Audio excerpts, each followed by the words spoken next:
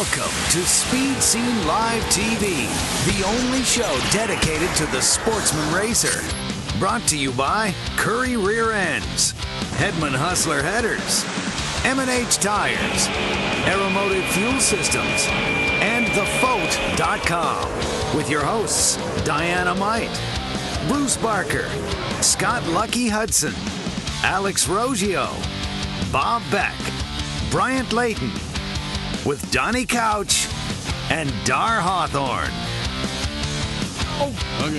Hey, hit those switches, turn on that fuel pump. It's time for Speed Scene Live. That's right. Oh, my name is Lucky, by the way. I've got Hot Rod Bob Beck over here. Hi, guys. He's in charge of all the gas. I've got Hot Rod Bruce Barker. No, that doesn't work at all, does it? Yeah, it does. It's just Bruce Barker. Bruce the Bruiser. Yes. Yeah.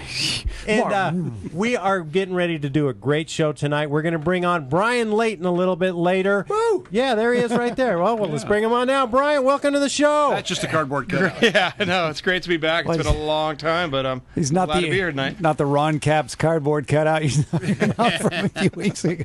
You know, we're going to do a lot of off-road stuff. We got some great stuff.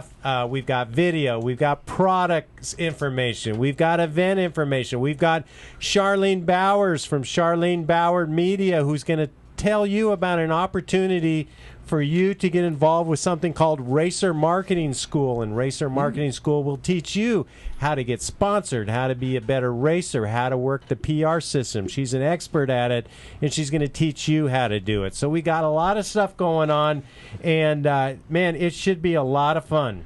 And don't forget, Match Race Madness is happening August 23rd at Barona Drag Strip, and we've got a couple of interviews from the last one. So come on down and watch them at Barona, Heads Up Racing, and you can get the next DVD about it. And I'll tell you, we've had some of the guys practicing at Irwindale, and it's been wild. 5-second Toyota power, too.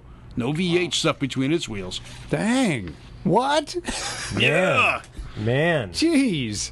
Hey, well, that's mighty impressive. I got to admit, half my brain is tied behind this video monitor's back because look what we're watching here. I think this is courtesy of Curry Enterprises. You know, Curry loves this type of stuff, and Looks like King of the Hammers. And he rolled over and played dead. yeah, well, you know what? Everything time you do that, you just get a bunch of people, you flip it back, and you go. There he goes again. And this is kind of similar to some of the stuff we saw out at the Unlimited Off-Road Expo. We're going to be talking about that. They actually took an earth mover, a backhoe, and set up a wall to where the Jeeps could drive straight into it, go up the wall, and do a backflip and land on their wheels. We're going to talk about that as well. But, Brian, I know you haven't been doing a lot of racing lately, but you've got a race coming up. What's going on with that? I'm actually getting ready to head down south of the border next Friday. A week from this Friday, head down to my first race in the Code Series with I'll be navigating for Art Peterson. He'll be driving the Ford F-150 Class 8 BF Goodrich sponsored Black Knight Lighting sponsored truck. Driver record is Benny Canella. We're really excited about this race. It's a little bit of a different program. We actually have in the morning kind of like a short course race, a little GP, and then in the afternoon we go out and we do a big desert race, which we're really excited about doing. It's my first time going down there and racing in actually Tecate, right a little bit over the border. Should be interesting to go down there. We're going to be camping down there Friday, Saturday, and coming home Sunday, and really looking forward to getting back in the F-150 with Art. Wait, a Ford? Oh, yeah. Now, what's the name of that series? The Code Series. It's basically a series that's all in Mexico. I've never heard a bad thing about it. It's a lot of fun to do. It's a lot of, the Mexican nationals actually race that series. And a lot of guys that actually are from Mexico that live in the U.S., they go down and they race that series and support it. And with Benny Canella being 78 years old, our driver record, he's basically raced every Baja 1000. He's been around forever. He's a multiple-time Baja 1000 winner. So is Art Peterson, our other driver.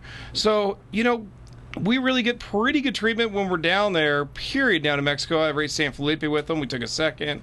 So I'm excited to go back down into Tecate and seeing the locals out there, racing that you wouldn't necessarily see at a score race because of the cost of the race. This is a more grassroots, Mexican series that should be a lot of fun. I'm excited about it.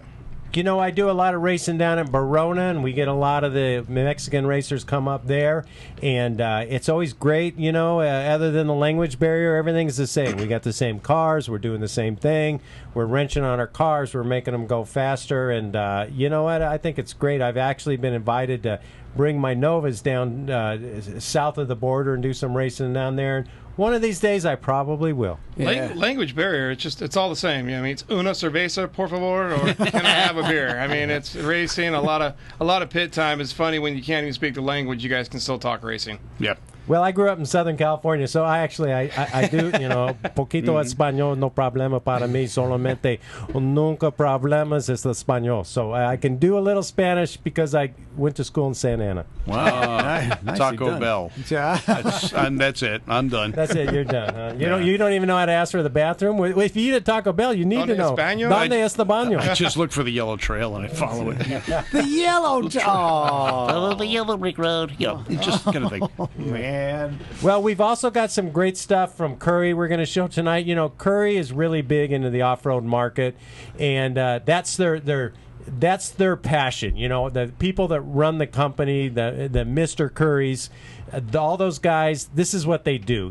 John Curry has won King of the Hammers. Wow. They race desert racing. They do rock crawling. They love this type of stuff. They started when they were little kids, and their dad would go out with the Jeep Club, and they would go out racing and off-roading, and they still love it. So they've got a huge market of Rock Jock products designed for this type of thing. And Bruce, I think you might even have a video of one of the products that they'd like to show us tonight. Yeah, well, indeed I do. And, while we get that one lined up, Bryant, with the rock crawling that we're watching right now, you're a guy that goes fast when you're off-roading. Do you do much of the rock crawling stuff? You know what? I went out the first year they had King of the Hammers. I got asked to go out, and that's back in my Totally Off-Road radio days. And we were doing a live broadcast from there about the race. And I went for a ride with Brad Lovell, who I believe he's actually won the Hammers one year, Ultra 4 racer. My buddy Cameron Steele was going to be riding with him for King of the Hammers. He said, Bryant, go in and check it out. We were going across the desert about 100 miles an hour in this Jeep and hit whoops, and the Jeep did not work at all. It was before they really got them, like King of the Hammers, the independent rear or front suspension to work right.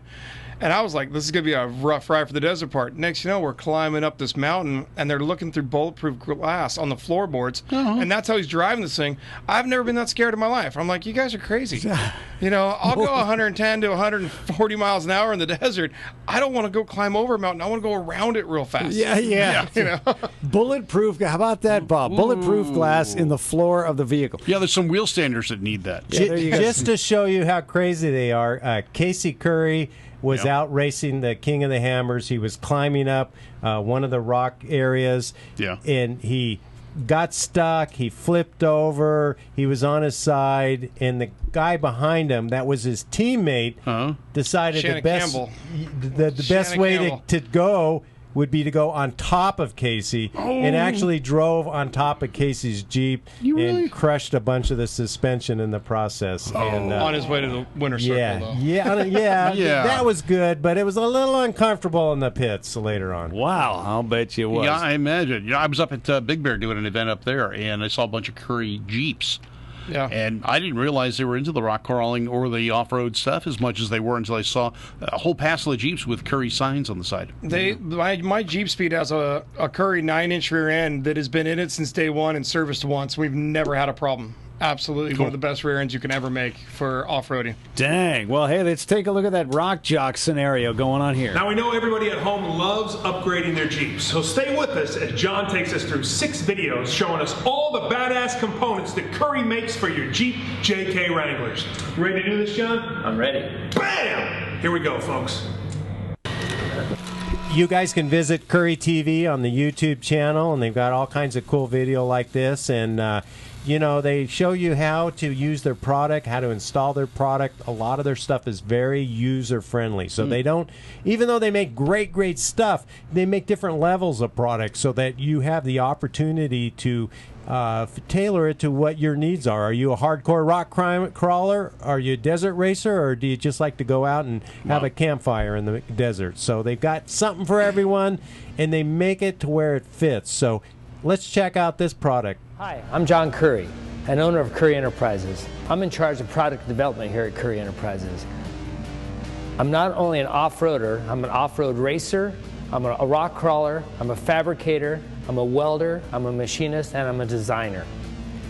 We build product not only for the average Joe, but some of the most elite off-road racers. Our latest new product here at Curry Enterprises is our Rock Jock 44 replacement front end for JK Wrangler.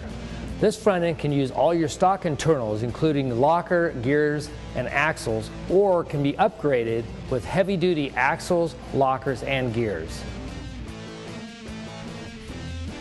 The weak link in the stock JK Dana 44 front end is the housing. The Rock Jock 44 is cast here in the US with ductile iron, larger cross sections, and huge bracing for ultimate strength. It uses 3-inch 3/8 wall tube as compared to the stock 2.5-inch tube. All of the brackets are made of heavy-duty 3/16 steel. Finally, we designed a new inner C-knuckle made of forged steel for twice the strength of the original C-knuckle. The new Rock Jock 44 comes with bigger axle tubes, heavy-duty inner knuckles, bolts onto your stock steering, bolts onto your stock suspension, and uses almost all of your stock components. Whew. How'd I do, John? Brett, you nailed it. Bam, folks! Call Curry today for your new Rock Jock 44 for your Jeep JK Wrangler. Cool. Yeah, cool to see Big Swag there. He's the official spokesmodel for the Curry people. That's a spokesmodel. I don't want to Well, see him. maybe model's not the Yeah, right. right. I don't want to see him in a bikini. No. Again. The spokesman. No, not even the first time. Not even a first time. Yeah. But hey, we're going to take a commercial break. We got way more stuff like this, way cool stuff. It's great having Brian Layton in the studio. Coming up next, Charlene Bauer Media.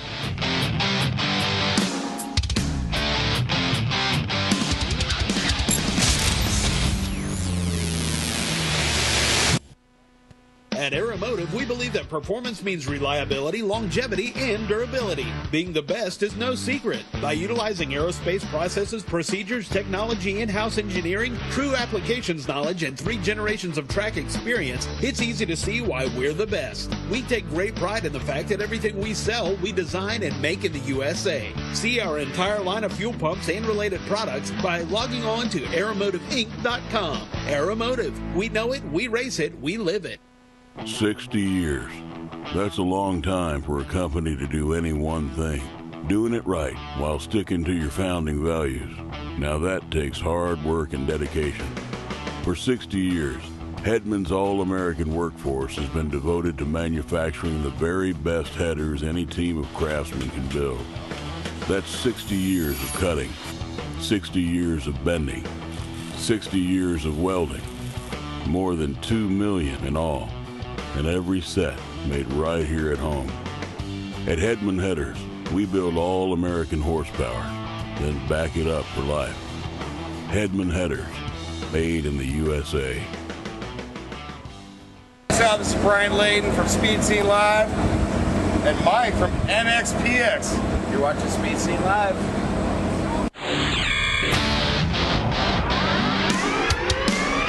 Welcome back to Speed Scene Live TV, the #1 online drag racing TV show.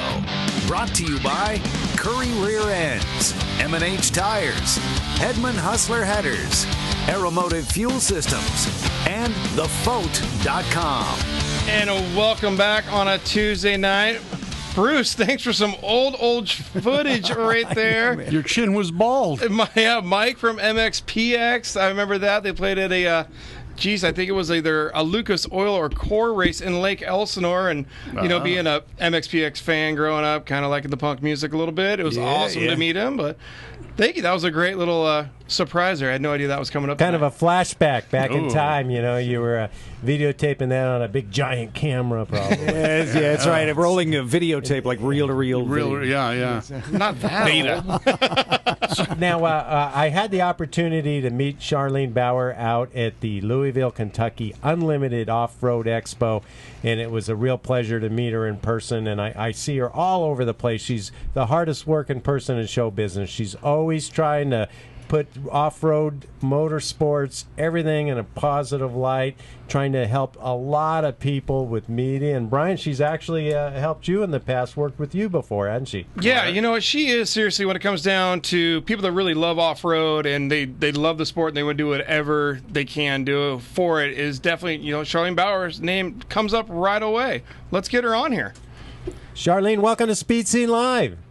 Hi, guys. How you doing tonight? We're doing great. It's a pleasure to have you on the show. We're so honored to have you on the show talking to us. It was very nice to meet you out at the Off-Road Expo.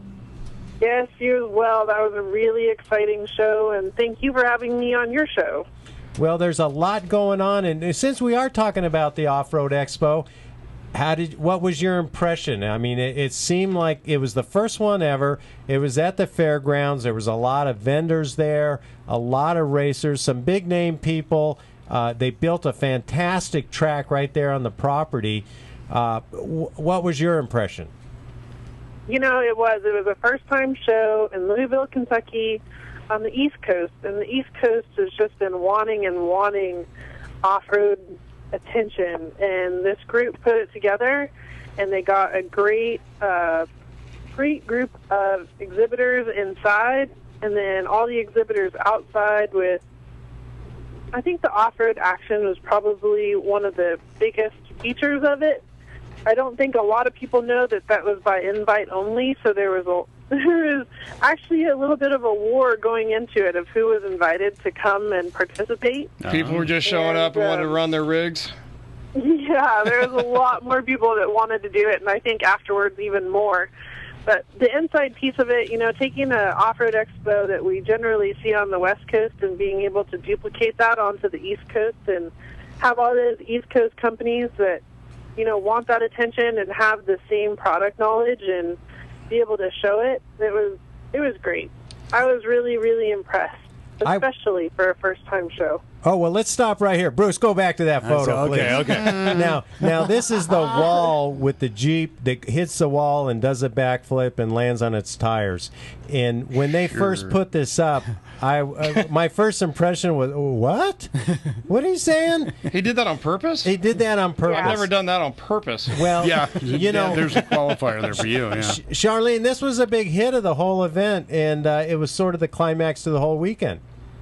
It was pretty crazy. The Rock Bouncer group, they've been kind of new to the scene, the Southern Rock Racing, and doing the explosive hill climb. Wow. So this wasn't really their scene to begin with, and then these two guys said, well, we'll do backflips. How about that? Okay. Well, I'm looking at this buggy right now, and it's got so many bars in that cage. Did they put a canary in there, and when it couldn't get out anymore, they stopped? I mean... And notice, it's funny that when they had them all lined up, Bob, I could see the evolution over the years, because that one has sort of a rounded shape to the cage, where the earlier ones had pointed shapes, and they are set up so that when you flip them, they'll go back. Gee.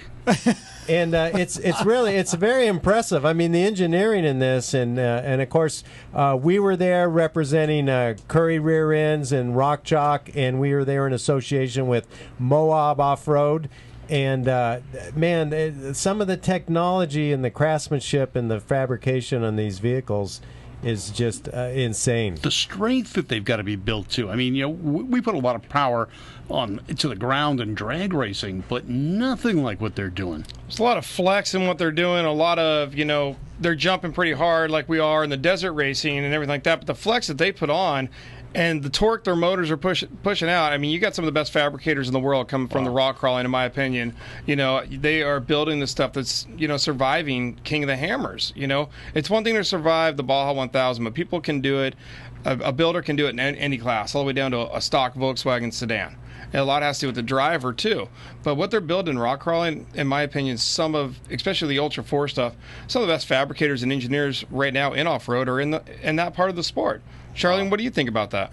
No, I fully agree with you. The technology and the innovation that's going into the cars right now is just insane. And there's so many different styles. So, like we just saw the Rock Bouncers with that's what you call with all the framing going on. Yeah. You know, we tease them about it too. You know, is this just for beauty or is this actually for strength? They might weigh 9,000 pounds, but yeah. Well, if you put a Truly, burner half underneath, of it is for strength. yeah. yeah, I imagine we're going over like that. I mean, that's you don't want any flex or crush in the cage. No, not at all. That could be really devastating. Now here's a great shot of the Off-Road Expo, and you know, Charlene, the crowd was great. There was a ton of spectators at this event. Yeah, there definitely was, and they went from the inside to the outside, and everybody was super happy. That's a beautiful But we facility. also see the Mega Trucks in there. Those guys were super impressive. I loved hearing them run. So what time of year was this show? June. It was only June. 3 months ago. Oh, yeah, yeah, 3 wow. weeks ago or so. Yeah, it was in June. It was right after the Hot Rod reunion down Okay. at Bowling Green, and so it was hot. Yeah. It was muggy. You know, it was typical Kentucky.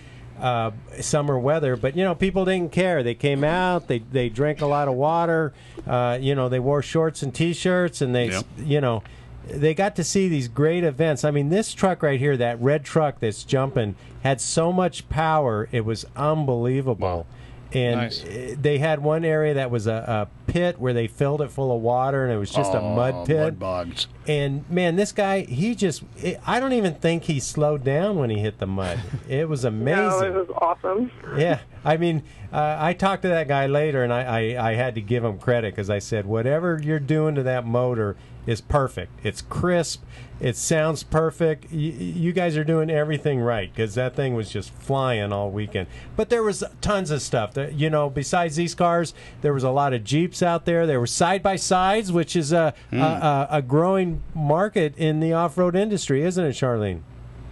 Yeah, it definitely is. The UTV market's been explosive since the beginning. Yeah. And now I'm even talking to power sport dealers, motorcycle dealers, that their motorcycles and ATV sales are just completely off, and all they're selling is the UTVs, Wow. which we kind of look at it and say, how is that possible when a UTV is $20,000+, you know, and But a dirt bike you can get for 10. Yeah, but at the same time, you can take a passenger with you. You can take the Polaris 900 right out of the box, do 72 miles an hour through a set of 2-foot whoops with somebody sitting next to you that you're allowed to scare as much as you want.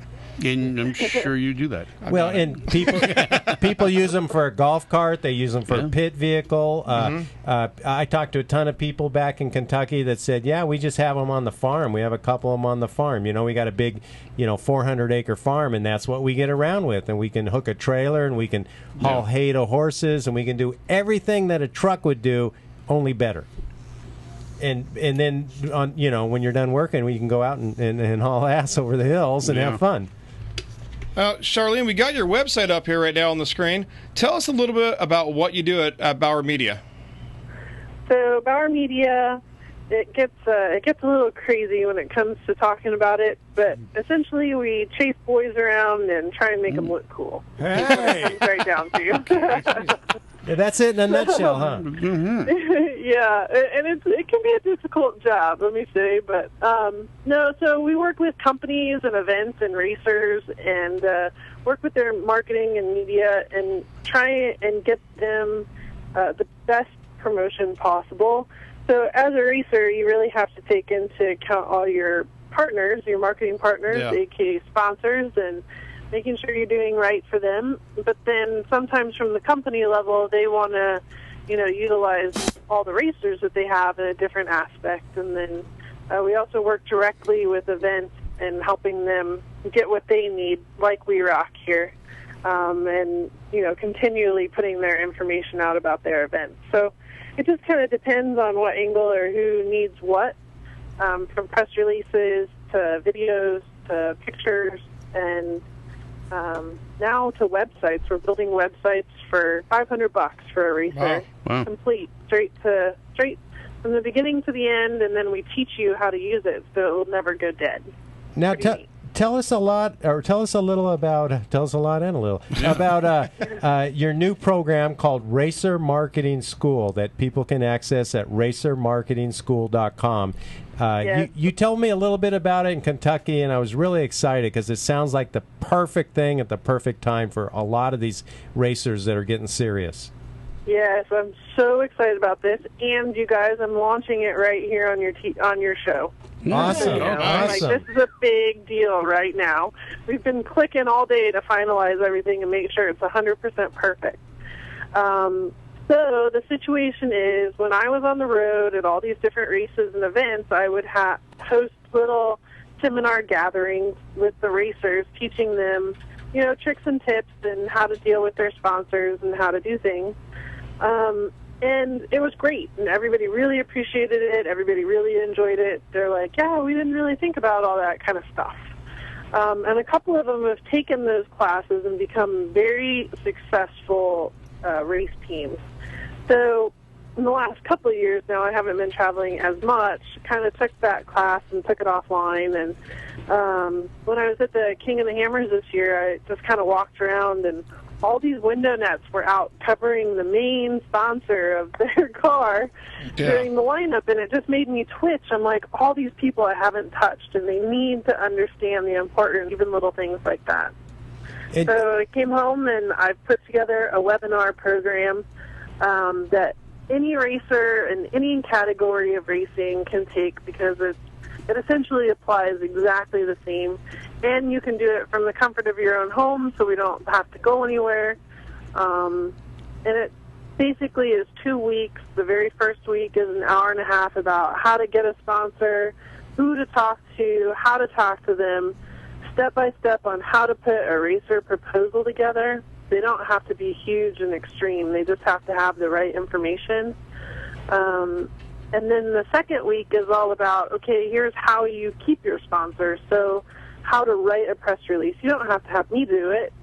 There's a simple formula once you get it understood. And then how to work with the photographers at your event, and how to make sure that you have things posted on Facebook at the right time, and why you need a website to Facebook page, and basically how to keep that sponsor happy and ready to sponsor you again next year, instead of you having to wonder if they're going to or not.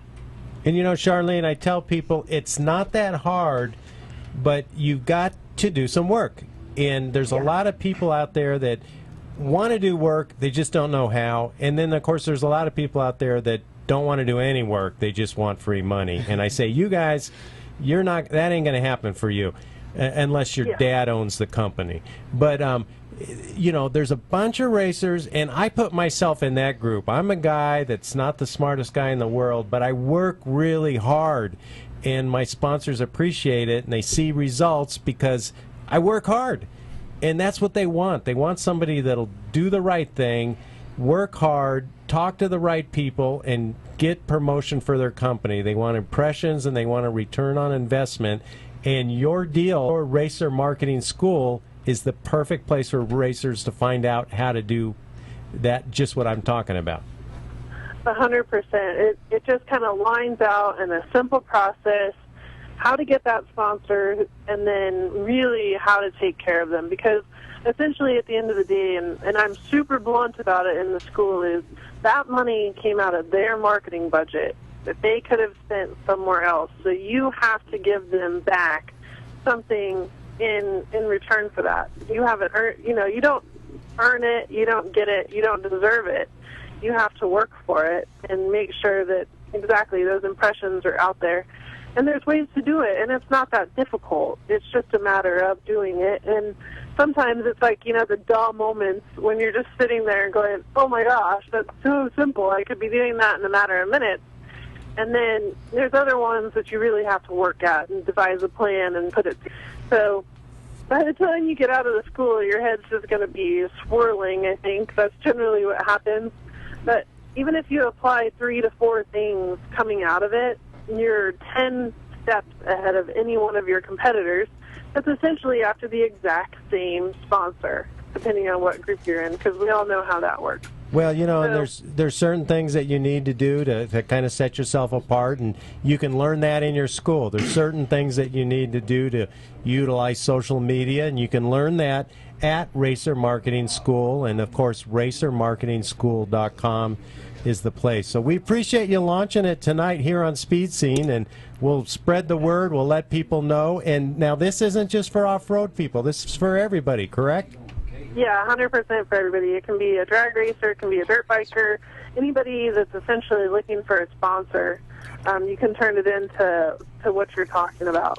But I'll give you guys a coupon code. I'm not sure if you noted that. It's Speed Scene. If they do go in and join the school, there's $30 off code using Speed Scene. So nice. I thought that might be cool for everybody. Very nice, very nice. You know, Charlene, we actually got another little announcement here to make between me and you. Oh no! What we talked about. Now, you know what? I don't know if everybody out there, and I know a lot of guys on the phone know that I recently got married 3 months ago, and basically between the new wife and 6 kids, work and everything like that, You've been quick. 3 months, 6 kids. Wow. I'm not able to give everybody out there the attention that I used to be able to give you guys out there with the Off-Road Report. Charlene and me and Lucky all got together and we talked, and Charlene's going to be on the show a lot right now is what we're planning on. You guys, more off-road stuff that I am not able to do right now. And, you know, we really... Charlene, welcome to Speed Scene. You know, we're excited about having you on. I'm not going away. I'm going to be here and there. I will be there a little bit. But, Charlene, we're really excited to have you on board, and thank you very much. Cool. Yeah, I really appreciate the opportunity to keep the off-road market flowing. Bryant always does an awesome job, and we just kind of talked about the flow, and as I can help out, I'm here and ready. Cool. So thank you. And Charlene, we're really excited because we know that this is something that you're very passionate about. This is your whole life. You have helped so many people in the industry, and if we can help just give you some more PR and give some of the people you're helping, we think that's just a perfect match. And, you know, it's funny. I've talked to you before. I get your emails. I get your press releases, and I'm at an off-road race in Louisville, Kentucky, and you're in our booth, and I go, hey, aren't you Charlene?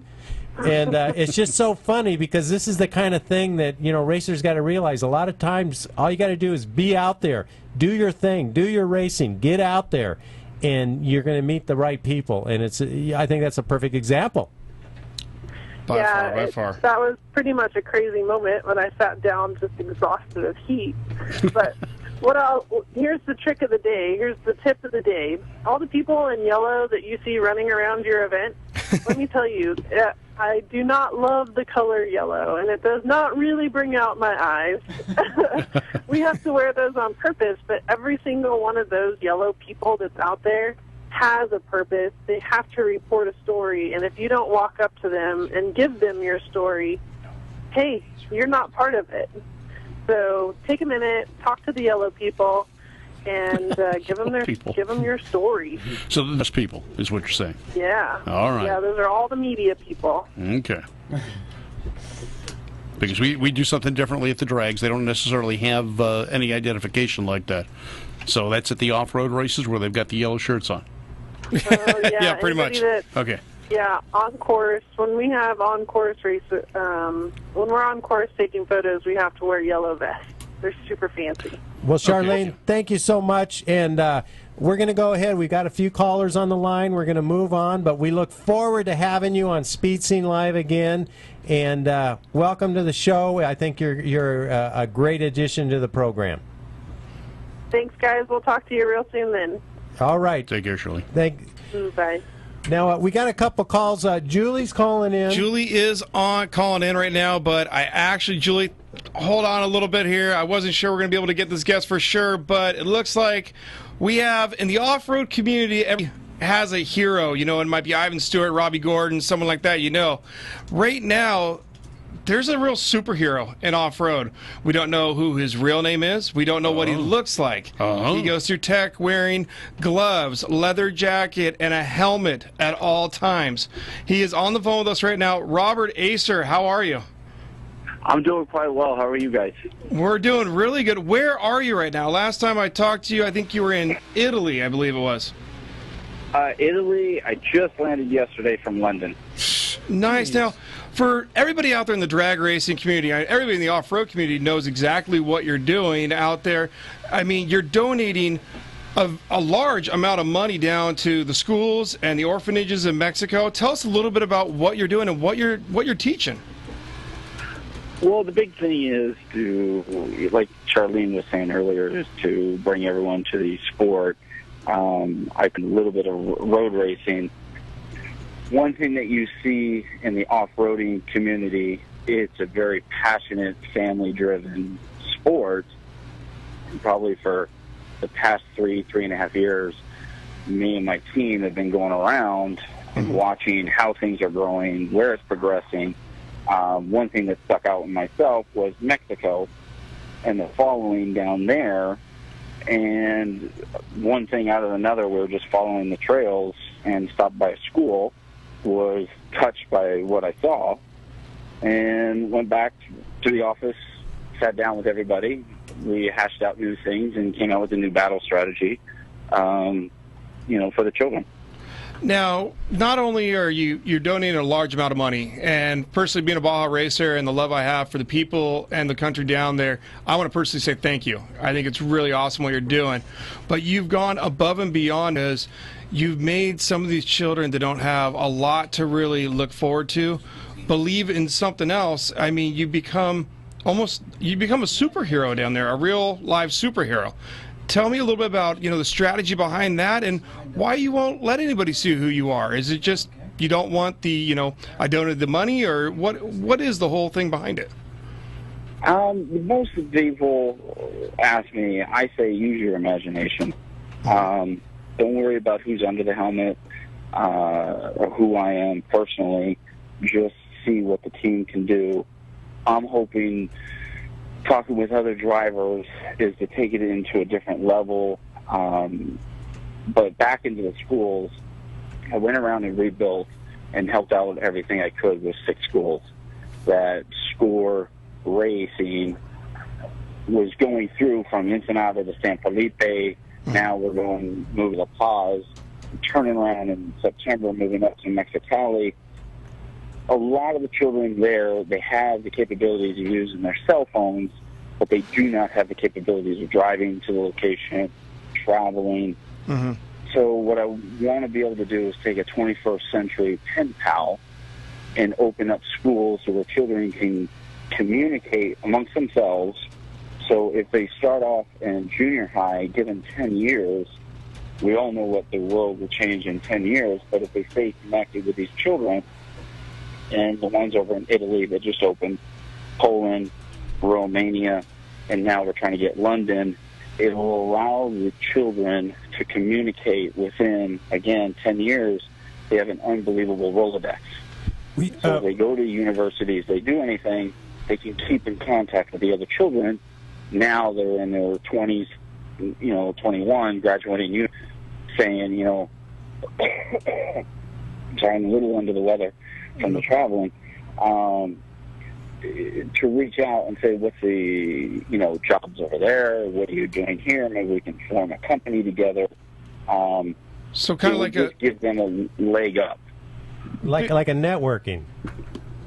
Yeah, just imagine a Facebook thing or Instagram, just for whatever the kids want to do. Robert, this is Lucky, one of the hosts, and I got to tell you, it's an honor to talk to you.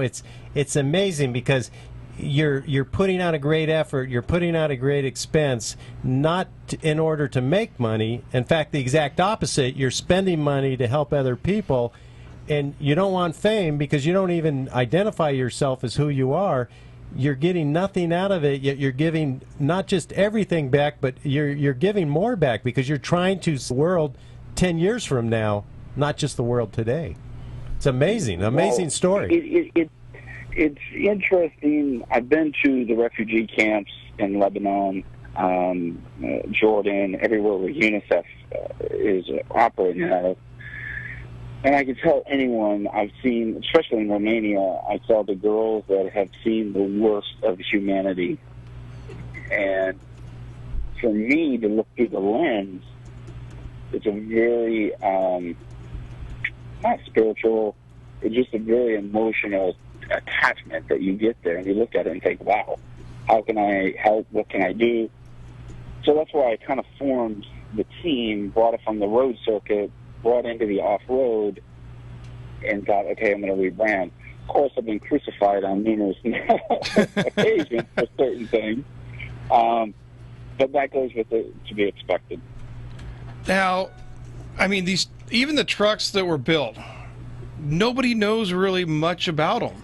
I mean, I pitted right next to you guys down at Placer City in the score race. I was in the red Class 8 truck, and I went over to your guys' pit, which, by the way, absolutely amazing. All your guys, top notch, very, very nice, and everything like that. But I was sitting there the whole time going, "Where's Acer? Where's Acer?"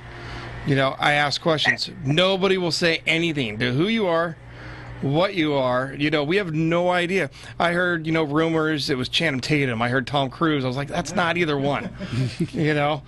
I mean, yeah, what? It's funny. Placer City was an interesting race. I guess we're going back there in September for the 2-day race.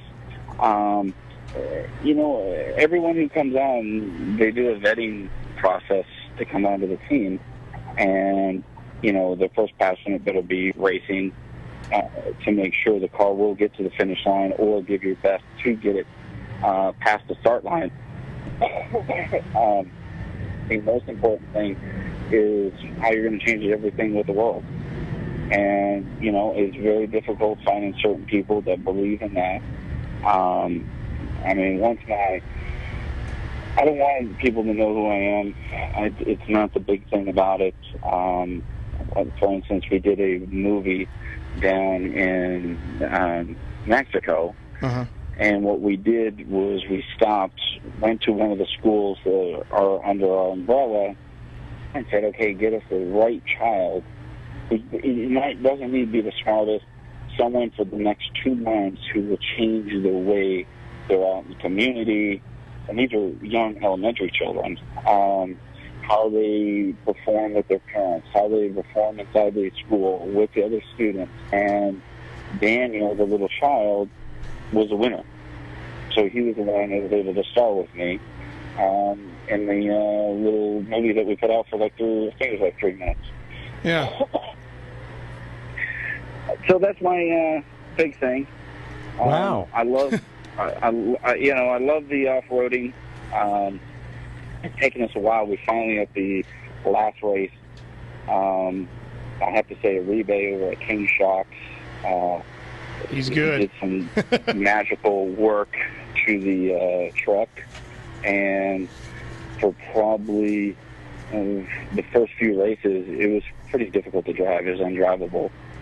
He got in there within probably 45 minutes and turned the car into a monster.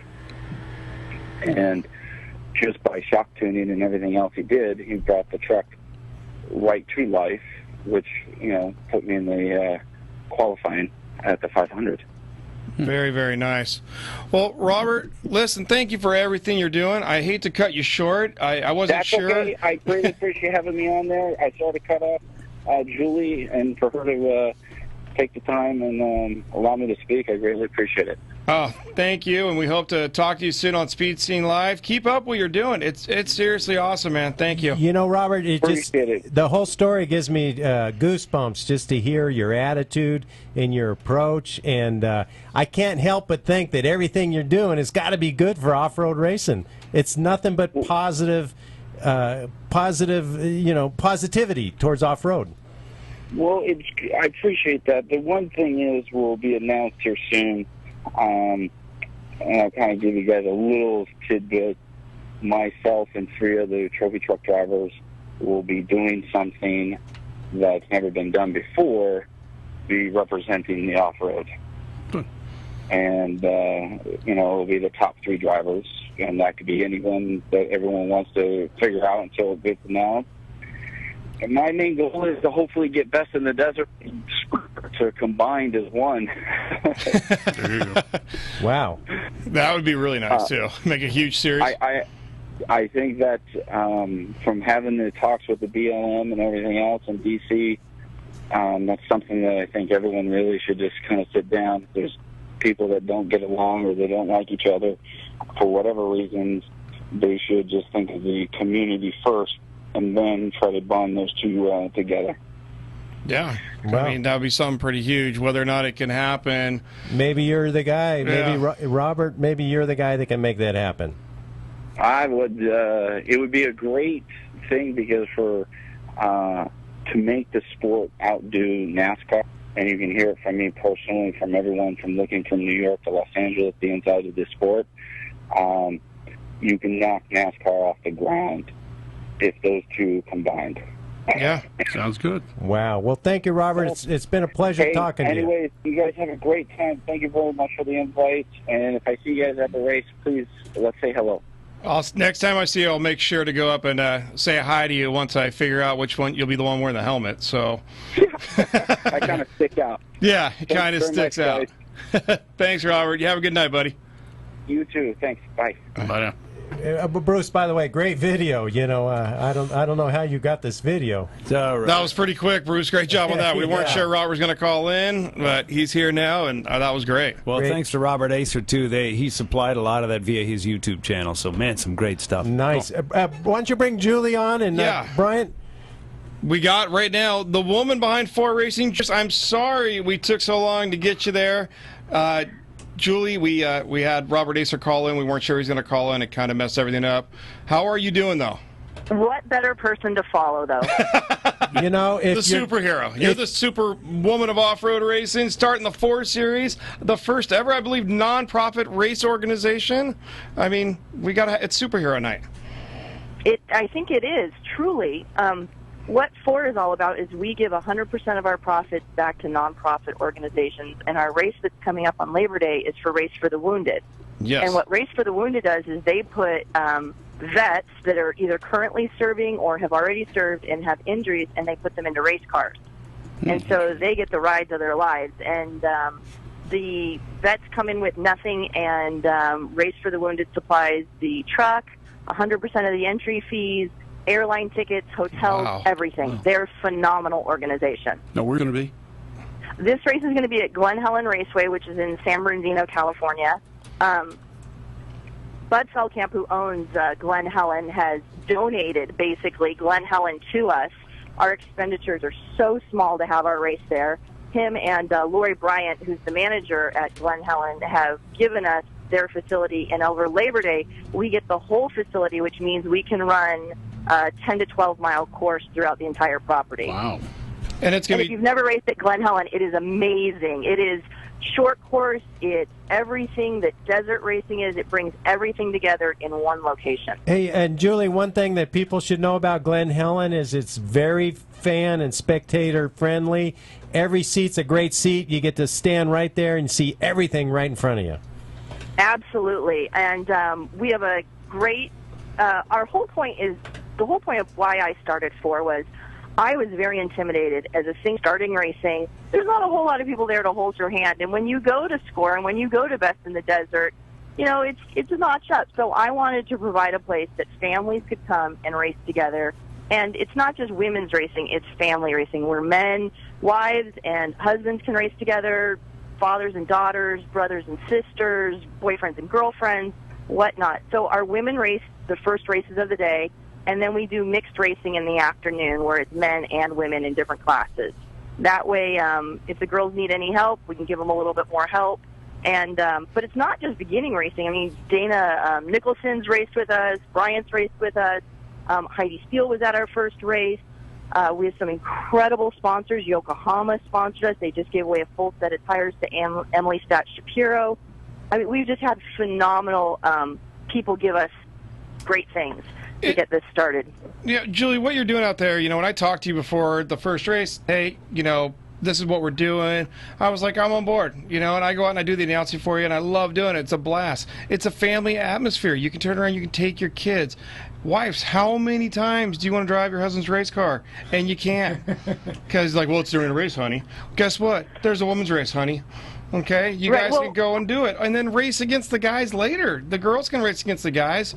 Everybody can go out and family with, like, the trophy carts for the kids and everything. It's a great family atmosphere, which you don't always get to see in off-road racing. And I congratulate you on that. Thank you. It's been a lot of work.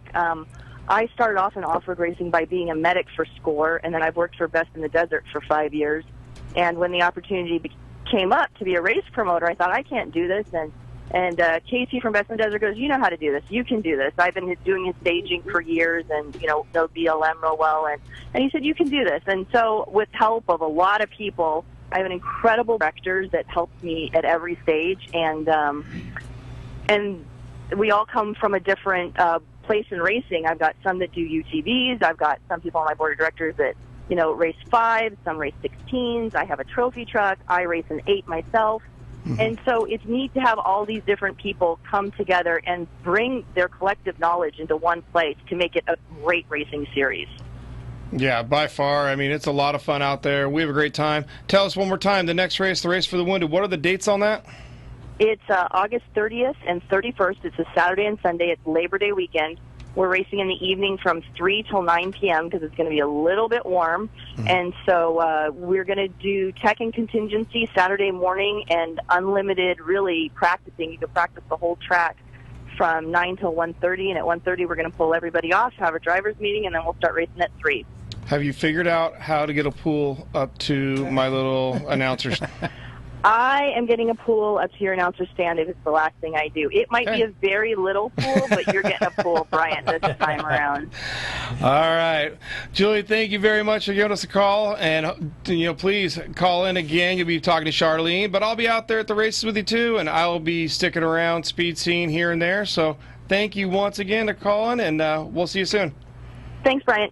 Hot Rod Bob Beck with the Great American Auto Scene. And, Bob, you have custom tailored your Great American Auto Scene to get out into the dirt. You bet. And, hi, folks, I'm Bob Beck, and you've got Gas again here on Speed Scene Live. Brian's talking about the new stuff. You see the rock crawlers, you see all these things with cages. Well, you know what? I've got the origins of this stuff.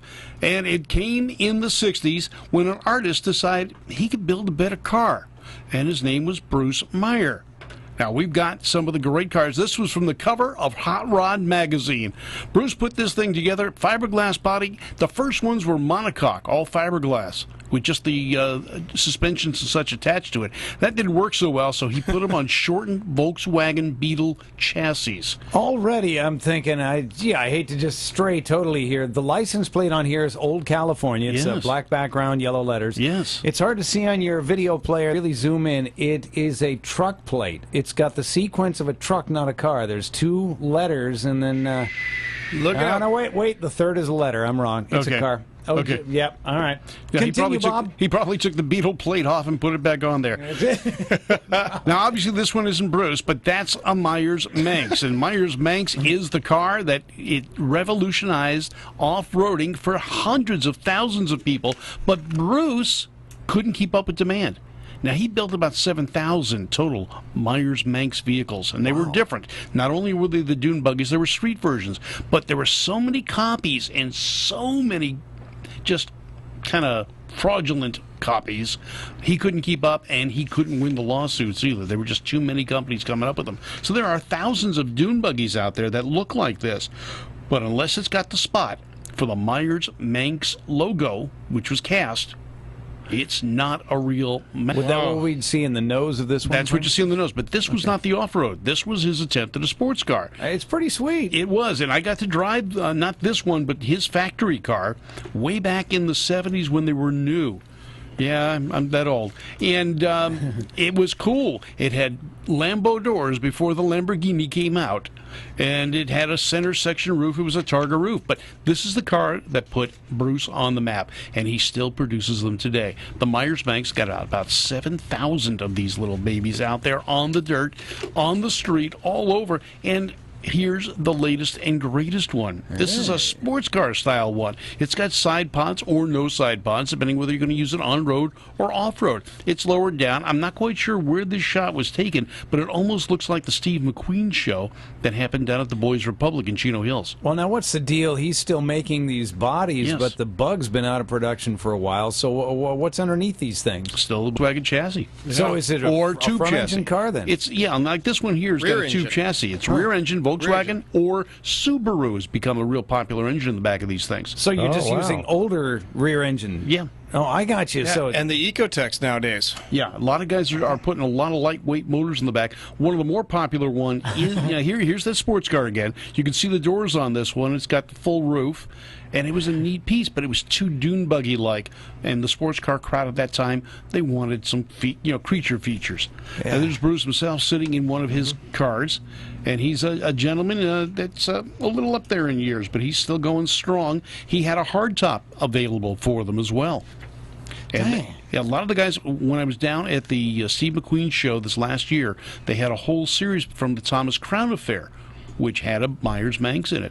Well, there are a lot of guys throwing the Subaru four-bangers in them because it's much like a Volkswagen, but 3 to 5 times the horsepower in stock condition. And it bolts right up to that old Volkswagen transaxle. And he lots more horsepower than the Crosley Hotshot in the background. Oh, yeah. Yeah, I almost got beat by one of those at the Antique Nationals one year. If I hadn't got that shift into second gear. Anyway, here's a Myers-Manx. Now, this one's not a completed one. You can see it without a back seat and so forth, but you can look at the nose, and you see the raised area on the nose. Huh. That is the difference between the Myers-Manx and all the copies out there. If that raised section isn't there to put the Myers-Manx logo on there, it's not really a Myers-Manx. And a lot of people just call it a Myers-Manx. They call it a Manx when it really, in fact, isn't. And I've had to look at a few where a guy says, well, I've got a genuine Myers-Manx. And I look at it and that section's missing. I go, no, you know. How about that? Not real.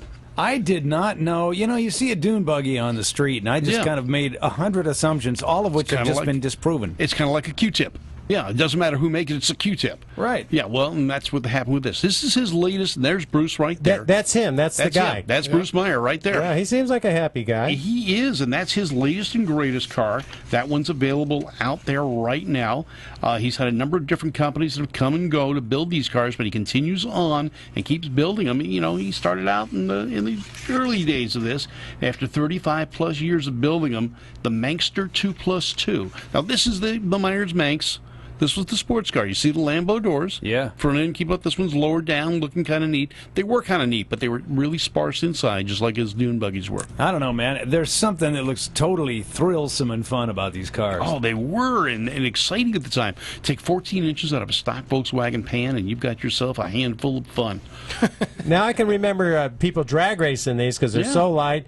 They put a high-performance Volkswagen motor in there, and the only bad thing is they're so light that if they would take their hand off their steering wheel to shift, the car would sort of skate around all over the track, which is not very good when you're next to it. Now, this was a car he came out with. He called it the Toad. T-O-W''D, because it was so small and so lightweight, it was towed behind your regular car. It wasn't designed for the straight. It was an off-road vehicle only. And in theory, as you can see from this one, it's found its way onto the street. Huh. And they were really lightweight. You got a car that weighs just over 1,000 pounds, and you've got a lot of Volkswagen power plants available. So back in the day when Volkswagen engines were the rule, I'll tell you what, you couldn't touch some of these. Well, I suppose a lot of RV owners, too, could have taken that Toad another way and still used it. Brian, you've done a lot of stuff with Volkswagen off-road racers, the 1600 class, where they set up a chassis. But then I don't even know the name of the class, the one with the stock Volkswagen body. What's that called? The stock body, like the original, like the Herbie Love Bug, would be the Class 11 Volkswagen sedan. Then you have Class 5 1600, which would be a Baja Bug, but it's basically a little bit altered. And then you got, a lot of other Volkswagen classes. So you have Class 9, Class 10 and 12 now can both be, with the Ecotechs and everything like that. But you also have the Class 1600. In my opinion, you want to be the best racer in the world, you get a single-seater 1600 car, and you run that, and you learn how to conquer Baja in that, and that's going to make you one of the best drivers in the world. Yeah, that's a tough ride, though, driving those, Oh, yeah. Hey, I know we're almost at the top of the show. We got to go a little extra because I know that we have one more Curry clip that I would love to get in. All right, folks, I'm Brett Big Swag Wagner from Monster Garage and Pastime, and you're watching Curry TV.